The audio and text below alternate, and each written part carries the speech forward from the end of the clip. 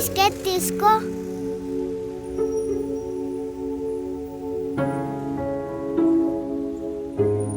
తినమ్మా. ప్లీజ్ తాత.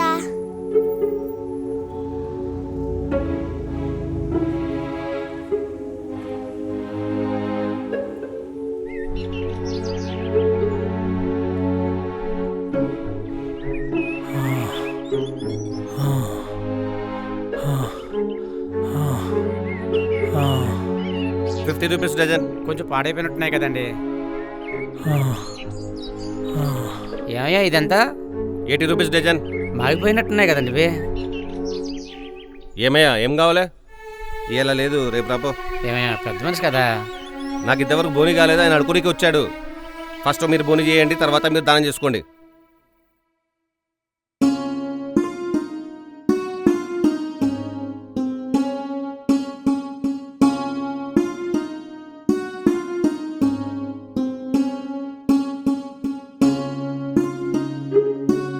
ఉప్పట్టుకురా బాబు.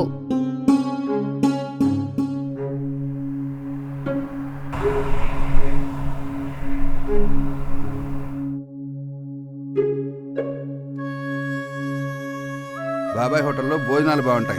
చాలా అంటే చాలా ఫేమస్, చాలా బాగుంటాయి. వచ్చినావా? ఎన్నోసార్లు వచ్చా, మామూలుగా ఉండదు.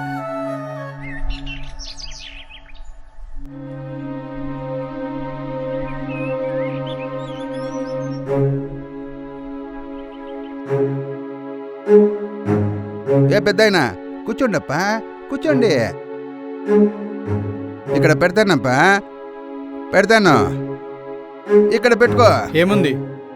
అన్నీ ఉన్నాయప్పా, మీకు కావాల్సింది అన్నీ ఉన్నాయి. నిలిచివ్వండి. బట్ బట్ బట్ పానీ దియు.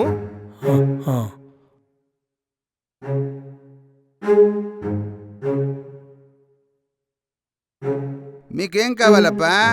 అదేనండి, సేమ్. సేమా? రెండు పేరుకి సేమ్. అన్నీ తీసుకొస్తా.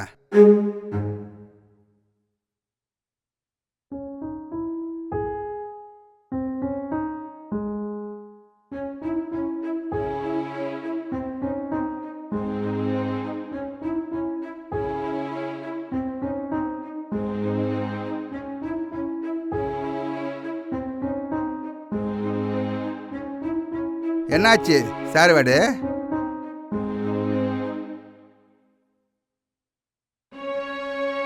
₹20 ఉన్నాయి. 20 రూపాయవా? మేం పైసలు ఇస్తామయ్యా. తినవయ్యా, తిను. నువ్వు తిను. ఫస్ట్ నువ్వు తినవయ్యా, తిన్నాక మేము చూసుకుంటామయ్యా. ఆకలితో ఉన్నావు కదా, తిను. పైసల గురించి పరిచయం అవ్వకు, ఎవరో ఒకరు ఇస్తారు. పెద్ద మనిషి, ఆ మాత్రం మేము ఇయ్యలేమా ఏంటి? తినయ్యా, తిను. మేనేజర్ కానలాగా. నేను సాపాడు పెట్టలేక కాదు, మా అమ్మకి ఒక మాట ఇచ్చినాను. 25 మందికి కంప్లీట్ అయితే ఒకడికి నేను ఫ్రీగా పెడతా. ఇప్పుడు పోయినాడే వాడు 25 వాడు. అవరు పోనారిల్లా, అదికాక ఇప్పుడు నా సాపడు విక్ర సాపడు సామె. అల్లా చక్కరేగా. తిను బాబాయ్, తిను. మంచి ఆకలి మీద ఉన్నట్టున్నావు. పెద్దయినా నీకు పిల్లలేరా? ఉన్నారయ్యా, 2 కొడుకులు, ఒక బిడ్డ. ఆ ముగ్గురు ఎక్కడున్నారు? పొద్దున్నే పెద్ద కొడుకు ఇంటికి వెళ్ళానయ్యా. రావయ్య ముద్దుల మామ, నీకు రాసిస్తా రాయలసీమ. వచ్చాక వదలను మామ, నీకు రాసిస్తా రాయలసీమ. బాబు,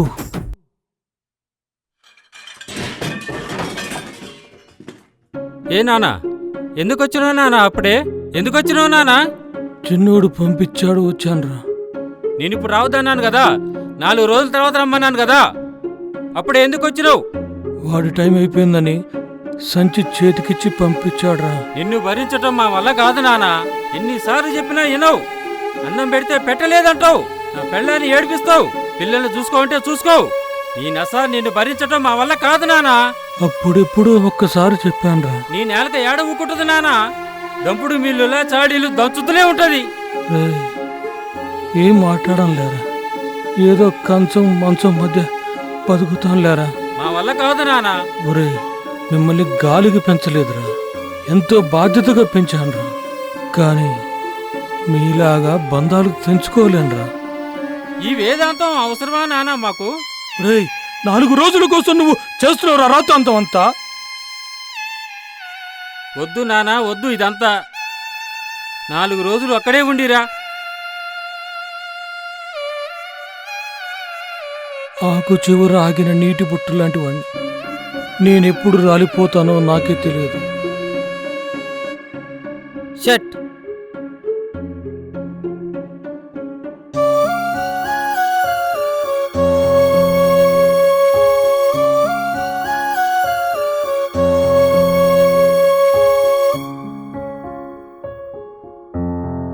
బాబాయ్, ఆ రోజుల్లో మీరు మీ నాన్నని చంటి పిల్లల్లా చూసుకున్నారు. దారుణంగా పిల్లలు ఇప్పుడు మసిగుట్ట కన్నా హీనంగా చూస్తున్నారు. బాబాయ్, మరి చిన్న కొడుకు పరిస్థితి ఏంటి? చిన్న కొడుకు ఇంటికెళ్ళా. కొడుకు లేడు, కోడలుంది. ఏంటే జ్యోతి, పనులన్నీ అయిపోయినాయా? ఇంకేం కాలేదు లక్ష్మి. అవునా? అదేంటే మీ మామ మళ్ళీ వస్తున్నాడు?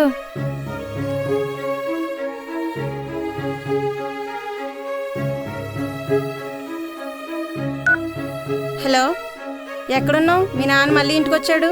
మీ నాన్న మటుకి మళ్ళీ ఇంటికి వస్తే బాగోదు. నేను చెప్పేదాకా కూడా నువ్వు అక్కడే ఉండు. నువ్వు వచ్చావంటే మటుకు నీకు బాగో చెప్తున్నా.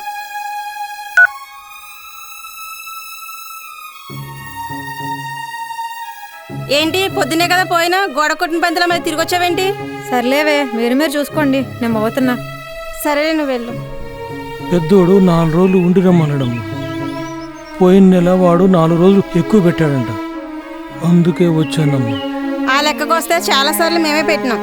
వాళ్ళు తిరుపతి వెళ్తే మేమే కదా పెట్టింది. ఎటు పోవాలో తెలియక ఇక్కడికే వచ్చానమ్మా. వాళ్ళిద్దరు ఉద్యోగస్తులు, లక్షల జీతం వస్తుంది. ఆ మాత్రం పెట్టలేరా? వాళ్ళు పొమ్మన్నారంట, ఈయన గారు వచ్చారంట. నిన్న కడుపు జాడించి ఏమీ తినలేదమ్మా. ఈరోజు పానం తపతపలాడుతుందమ్మా. మా పనే అంతంత మాత్రాన్ని ఉంది. ఏదో తినో తినకో అలాగ ఉన్నాం. ఇప్పుడు నువ్వు వచ్చి మా ఇంట్లో ఉంటానంటే నాకెలా కుదిరిద్ది? కొంచెం దూపైతుందమ్మా. మంచి ఇల్లు ఇవ్వమ్మా. మా ఇంటి ఆయన లేడు. నిన్ను పోషించడం మా వల్ల కాదు. మా బియ్యం గింజల మీద, మా నీళ్ళ చుక్కల మీద నీ పేరైతే లేదు. నువ్వెక్కడ చెప్పుకుంటావో చెప్పుకో, వెళ్ళు. హోంవర్క్ చేసావు నువ్వు? ఏదెలిగి లోనుపో.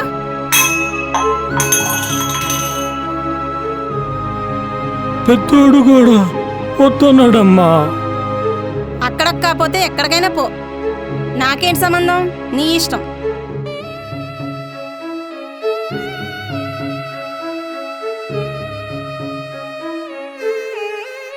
నా కొడుకు బంగారం. కరోనా టైంలో నాకు దగ్గరుండి సేవ చేసి బాగు చేసిండు. ఈ రోజుల్లో పిల్లలకి పెద్దల పట్ల కాస్తైనా ప్రేమ అభిమానం లేదయ్యా. అబద్ధం చెప్పి పబ్బం గడుపుకుంటున్నారయ్యా. నేనే మరి బిడ్డుందన్నావు కదా?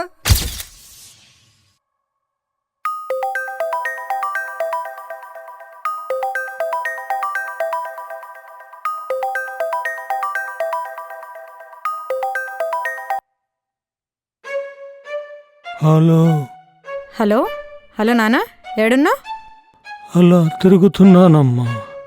ఎక్కడికి? ఎక్కడికెళ్ళాలో తెలియట్లేదమ్మా. చిన్నదిన ఫోన్ చేసింది, అన్న దగ్గర పోయి ఉంటానని చెప్పి మళ్ళీ తిరిగి వచ్చినవంట కదా? పోయినానమ్మా. పెద్దోడు 4 రోజులు ఆగి రమ్మన్నాడమ్మా. చిన్న కోడలు వద్దు పో అన్నదమ్మా. మా ఆడబిడ్డ ఇంట్లో ఫంక్షన్ ఉంది, బయలుదేరుతున్నాం. అది చెప్దామనే ఫోన్ చేశాను. పెద్దన్నకేమైంది? ఇద్దరు బాగానే సంపాదిస్తున్నారు కదా, 4 రోజులు పెడితే ఏమవుతుంది? అవునమ్మా. కొడుకులకు నా మీద ఆవగింజంత జాలి కూడా లేదమ్మా. ఎప్పుడు మీ అమ్మ దగ్గరికి పోదామా అని ఎదురు చూస్తున్నానమ్మా. భూములు పంచేటప్పుడు నీకు చిల్లక్క చెప్పినట్టు చెప్పాను, కొంచెం ఉంచుకోమని. ఉంచుకున్నట్టయితే నేనే సాకుండేదాన్ని కదా. ఆ మాయదారి చావు ఎప్పుడు వస్తుందో ఏమో. అట్లా అనక నాన్న, నేను ఇంటికి వచ్చిన తర్వాత అన్నలిద్దరితో మాట్లాడి ఏదో ఒకటి చేద్దాం. నువ్వు బాధపడకు. సరే సరే అమ్మా. సరే ఉంటాను నాన్న, ఈయన బయలుదేరదామంటున్నారు. మంచిదమ్మా.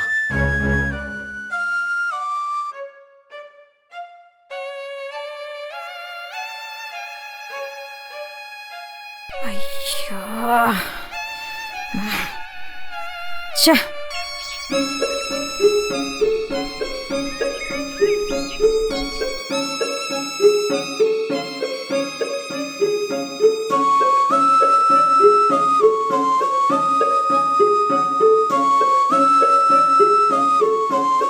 నీ కూతురు లాంటి వాళ్ళు అరుదుగా ఉంటారు. తండ్రి పైన కూతుర్లకు ప్రేమ ఉంటుంది. నా కూతుర్లు బంగారం. నాకు ఆరోగ్యం బాగలేకపోతే డబ్బులు పంపిస్తారు, హాస్పిటల్ చూపించుకోమని, పండ్లు తినమని. అవునా? బాబాయ్ చూడు, పండు తిల్లేడాకలా ఉన్నారు.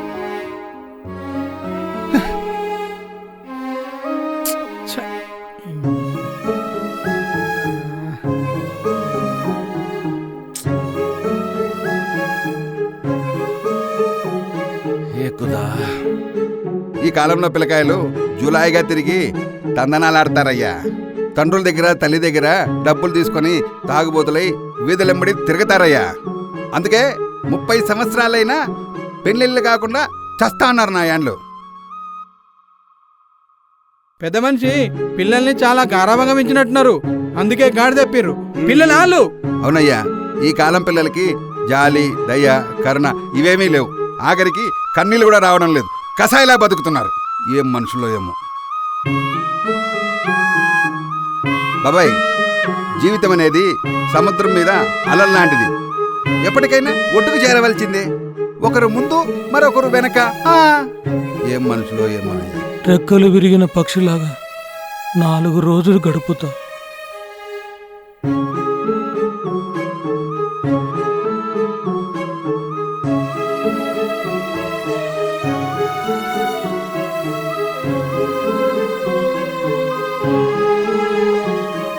ఏమయ్యా, లోకం తీరేలా ఉంటుందయ్యా. ఏంటో ఈ పరిస్థితి. బాబాయ్ని చూడు, ఒక్క కొడుకు కూడా పట్టించుకోలేదు. రేపు మన గతి ఏంటో.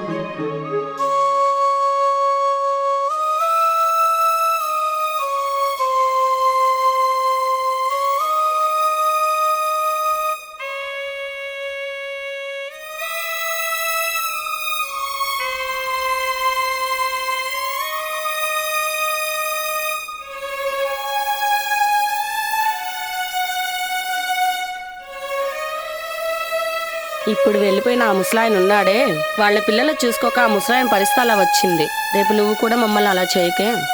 ఏ సామే, ఈ సాపాడు తీసుకొని పోయే రాత్రికి సాపిడుపా. నేను అలాంటి కాదమ్మా, మిమ్మల్ని మంచిగా చూసుకుంటా. నా కొడుకులు తిన్నారో తినలేదో. ఇది కేవలం ఒక ఆదయ్య ఆర్తనాదమే కాదు, ఎందరో దెబ్బతిన్న అమ్మా నాన్నల ఆవేదన సారాంశం. తల్లిదండ్రులను ప్రేమించే బిడ్డలకు వందనం, అత్తామామలను పూజించే ఎందరో కోడళ్లకు పాదాభివందనం. తల్లిదండ్రులను దిక్కులేని వారిగా చేసి బజారున పడేసే ఎందరో కొడుకులు కోడళ్లకు కనువిప్పు కలగాలనేదే మా ప్రయత్నం, మా ఆశయం, మా ఆలోచన.